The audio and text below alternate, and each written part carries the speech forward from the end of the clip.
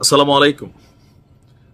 কয়েক ঘন্টা আগে আমি একটা নিউজ দিয়েছি, ইভেন আপনারাও গণমাধ্যমে দেখেছেন যে হঠাৎ করেই আমাদের জাতীয় নাগরিক পার্টির ব্লুটুথ বয় সার্জিস একটা আবদার করছে যে ডক্টর মোহাম্মদ ইউনূসকে 5 বছরের জন্য নির্বাচিত প্রধানমন্ত্রী হিসেবে তিনি দেখতে চান।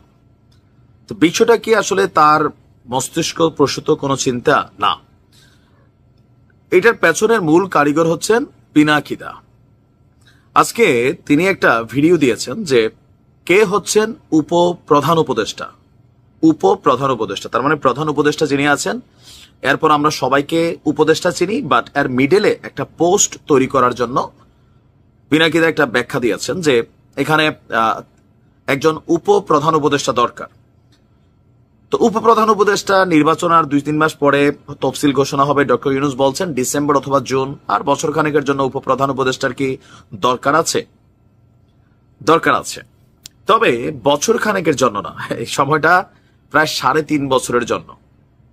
মাথায় অনেকে ঢুকছে, অনেকে ঢুকছে না।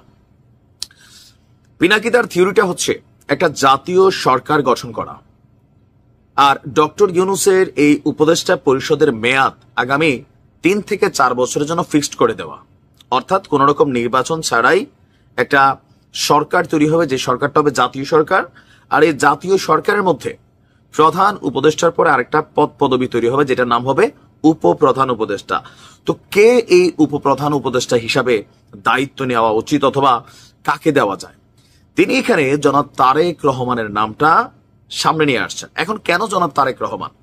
কারণ হচ্ছে এই মুহূর্তে ডক্টর ইউনূসকে নির্বাচনের জন্য চাপ প্রয়োগকারী যে দলটা মাঠে সবচেয়ে বেশি অ্যাক্টিভ, এটা হচ্ছে কে? আমাদের বিএনপি। সো বিএনপিকে যদি নির্বাচন ছাড়া এই লম্বা সময় টিকাই রাখতে হয় মাঠে, তাহলে দরকার হচ্ছে একজন উপপ্রধান উপদেষ্টা, যার পাওয়ারটা হবে ডক্টর ইউনূসের থেকে একটু কম, বাট দুজনেই কাছাকাছি লেভেলের একটা ক্ষমতা নিয়ে থাকবেন। এখন এই যে উপপ্রধান উপদেষ্টা পদটায় জনাব তারেক রহমানকে বসানোর মেইন কারণটাই হচ্ছে নির্বাচন নিয়ে যেন বিএনপির যে হুঁশিয়ারি, যেমন আজকে মির্জা ফখরুল ইসলাম তিনি একটা বক্তব্য দিয়েছেন যে কোনো মুহূর্তে বিএনপি নির্বাচনের দাবিতে রাজপথে নামবে। এখন রাজপথে যদি বিএনপি নামে, তাহলে এই সরকার অনেক রকম ডিস্টারবেন্সের মধ্যে পড়বে। কেন? কারণ মাঠের শক্তিতে বিএনপির একার যে শক্তি অথবা আওয়ামী লীগের যে শক্তি, এটা অন্য কোনো দলের আসলে কিন্তু নাই।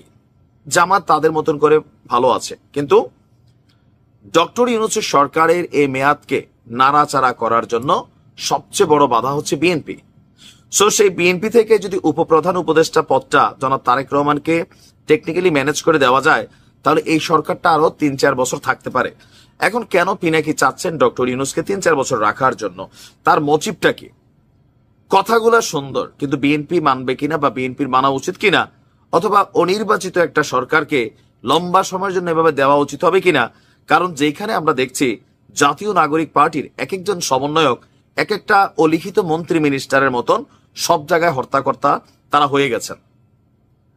জাতীয় নাগরিক পার্টি অন্য 10টা রাজনৈতিক দলের মতন, এর বাইরে কিছু না, কিন্তু তাদের লেভেল অফ পাওয়ার, সরকারের মধ্যে প্রভাব বিস্তার করা, টাকা পয়সা কামানো, তারপর হচ্ছে প্রশাসনকে ম্যানেজ করা বা সিস্টেমে রাখা, এইটা বিএনপি মাইনা নেবে না।